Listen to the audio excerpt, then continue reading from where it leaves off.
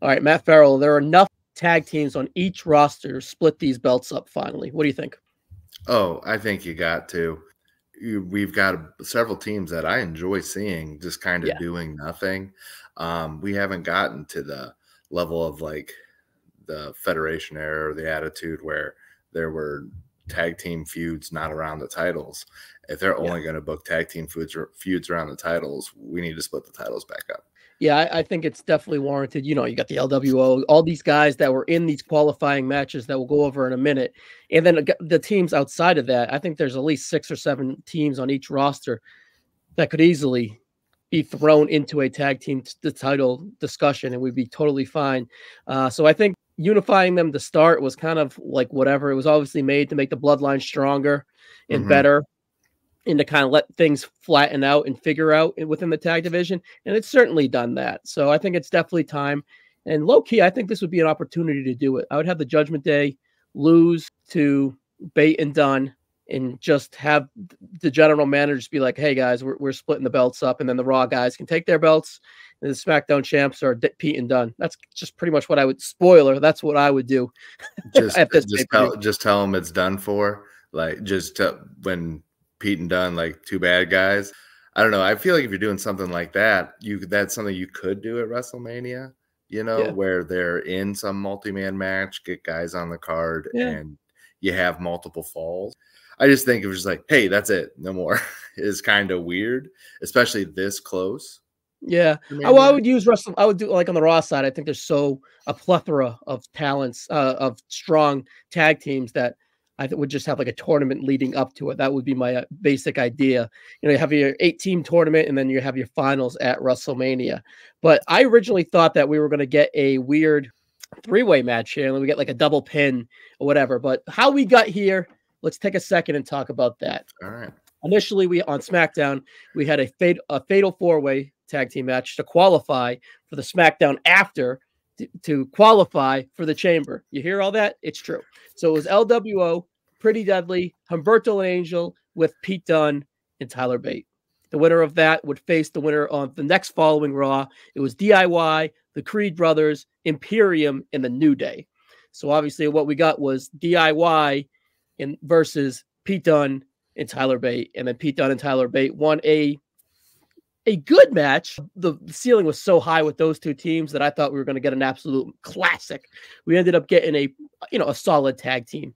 But anyways, what are your overall thoughts on Pete Dunne and Tyler Bate, or shall I call him New Catch Republic, Banana Republic, One Republic? I'm not sure what, but New Catch Republic is the name that Tyler Bate proposed to Pete Dunne. What's your overall thoughts on that tag team? I go in and out on NXT, and the Tyler Bate, anytime that he was involved, I was not watching. So him showing up, I've heard the name, knew of him, but like watched him, never have. When he showed up and Pete Dunne got rid of the name Butch, and this was all new to me. So it's like, here's a couple of tiny guys who do pretty amazing things in the ring. Yeah. So I'm learning as I go with them. They do 1 or 2 moves every match where I'm like, whoa, haven't seen that before. And that's kind of interesting, kind of like fresh eyes for me personally, which isn't a lot because, I've watched a lot of stuff, but just I go kind of in and out on the NXT. It's brand new to me, and I'm enjoying their matches. I could do without the big tough boy or strong little boy, big strong boy, whatever they call him. Like, that's just weird to me. It's me. It's on me. They're not, but I've enjoyed their matches, and I don't know if they're ready to put a rocket to them and give them the titles a month before Mania, but I've enjoyed their matches for sure. The 3 or 4 that they've been on SmackDown. I like how we got there as a tag team. Tyler Bate introducing himself to Pete Dunne, old friends or whatever, and Pete Dunne shedding the name Butch. Now, hot take, I don't care, but I think Butch walked so Pete Dunne could run on the main roster. If we got Pete Dunne on the main roster under a Vince McMahon regime, he would have been on Main Event and buried and never heard from again. And Butch gave him a persona and endeared him a little bit to the the casual fan or the only the Raw or SmackDown fan. So I honestly I liked Butch the character over Pete Dunne the character, but I definitely think Pete Dunne now has more legs coming off of the Butch run. Yeah, because you grew with him, Yeah. the fallout with Ridge and Sheamus going away and him being alone and needing someone, like, you were invested instead of here is a guy who breaks fingers. It was a story, and Finger I'm stuff here ain't for for the me. stories. No, But no one ever sells it. I was very familiar with him in his NXT UK days and then his NXT days. So I'm very aware of Pete Dunne. He's had great matches with Tyler Bate on takeovers, with Walters on takeovers, with Johnny Gargano, with all these guys. He went through and had a glutton of great matches in his NXT resume. But for Pete Dunne to come on a main roster, like you said a little earlier, who's this small guy? He has an edge to him, but he was a little vanilla. Now that Butch stuff kind of makes you endear an investment, and now he kind of has an edge with the persona that he had, with the investment. I think it was in hindsight, I think it was a happy accident. I don't want to say it was an accident to go with Butch, but a happy veer off to go to Butch. One step back to go 2 steps forward. Yeah. Absolutely. And I think the tag team is the perfect landing spot for him here too. Like I mentioned, Pete Dunne's resume. Tyler Bates' resume is just as strong. I think he has the best match in NXT UK history with Gunther at 2019 Blackpool, I believe. Seek that out if you haven't seen it. It's long in the tooth, but it's a 5-star classic in my opinion. He has a fantastic resume up and down Mustache Mountain with the Undisputed guys back in 2018. Tyler Bate was the driving force of that. So Tyler Bate is an excellent and an overqualified tag wrestler. So overall, I think this is a great opportunity for these guys to get a rocket strapped to them. I'm just a little bit nervous about their persona and their connection with the modern fan. It's too early for a win here, I think, because of that lack of connection. I assumed this was going to be DIY because they had the close call from the previous challenge.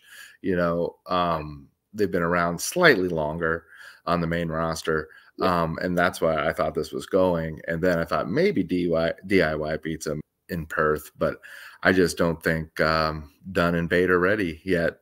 I don't think there's the investment yet. I think if they're getting it, it's to transition Judgment Day quickly into something else. More for to get Judgment Day into something else than to give Dunne and Bate the titles, if that makes sense. Yeah, and to kind of give them a spark, and that's Triple H investment in them. He sees the future. But let's talk DIY. We would bring them up. I feel that they have been presented really strongly on the Raw brand, but they're at the stepping stone of success each time. They lost the tag team title match they had with the Judgment Day after qualifying in the gauntlet and having a good run. They had a good run in this 4-way tournament that we talked about. They were presented against New Catch Republic and ended up losing. So it's like they get to the doorstep and then they get taken away. I think purposeful. I think that's the kind of fresh eyes on them, strong eyes on them, but to kind of give them an edge and to kind of turn them heel in a direction sooner rather than later. And when they go with them, they'll be that heel tag team instead of that babyface team that they have been presented. So kind of like a DIY, do-it-yourself heel turn in a way. That's just me reading the tea leaves. I could be wrong. Yeah, I mean, DIY as a team, they go in that same boat to me as Bate, where the parts of NXT I watched, they were not teaming then. So this is new for me. I saw them feuding against, jumped in for that. Yeah. I was like, that was literally why I took another break from NXT. I was like, not for me. I'm kind of feeling all this whole division a lot with new open eyes, because a lot of the tag division is the NXT guys, and I'm enjoying it. Like, I think it's like great that there's so many guys, and they're all fresh to me almost, and I'm all in. So why we got to split these belts and get them going. Yeah. All right, let's talk Judgment Day as we get out of here. Judgment Day, what's your overall feeling? Do you feel like they do something with each other or kind of maybe perhaps against each other WrestleMania season? Are you meaning we're getting Finn and Damian versus someone at WrestleMania, or Finn and Damian against each other? Add in Dawn. We have a full splittage. We have the Judgment Day explodes at WrestleMania 40, or what? What's your overall thoughts on Judgment Day? I mean, as you talk a group of like pulling the nose up, all time pulling the nose up from where they were with Edge 2 years ago. Oh, yeah. Yeah, where just garbage go away, and then it was great for a year and a half, and they're starting to peter out. They're reaching the expiration, and I don't think Judgment Day gets out of Mania with the titles, and I think the fallout of that is the story you tell over the summer. A lot of these guys that come in for Mania are gone, and Judgment Day is there. That's the story you're telling heading into something at SummerSlam, where maybe you get talk with Bloodline in every corner. Maybe you get a Judgment Day guy in every corner for the including briefcase. Our for no, I think he's finally figured it out.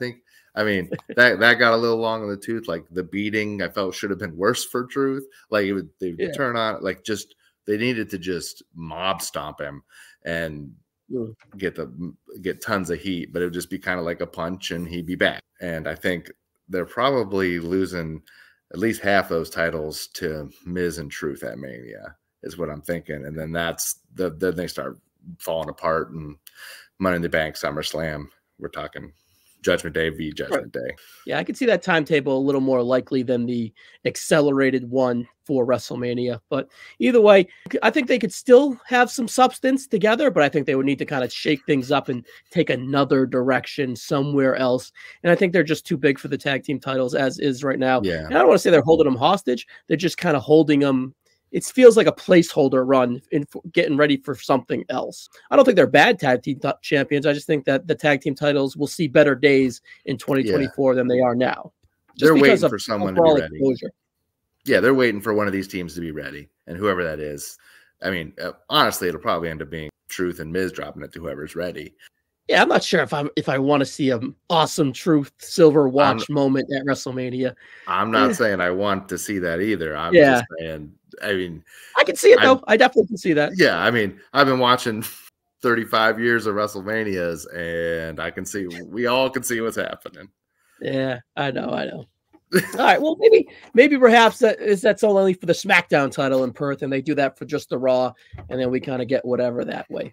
But all right, Matt, as we head out, anything to plug? MattFerrellComedy.com. What's up? I mean, that's just the Twitter handle to put on there. I mean, I put out through there my Heat and Velocity C-Show recaps that I do to go along with Jacob's Ruthlessly Aggressive podcast, which, you know, it's what's the word? Unauthorized. So, you know, at any point I'm getting shut down by the feds here if Jake ever wants me to not piggyback him. But I just do it because I'm watching them anyhow, and I'm a dork. Well, I love them, so keep them coming my way. I love random C-show bullshit, so check that out on your Twitter, buddy. All right, Matt. Thank you, pal.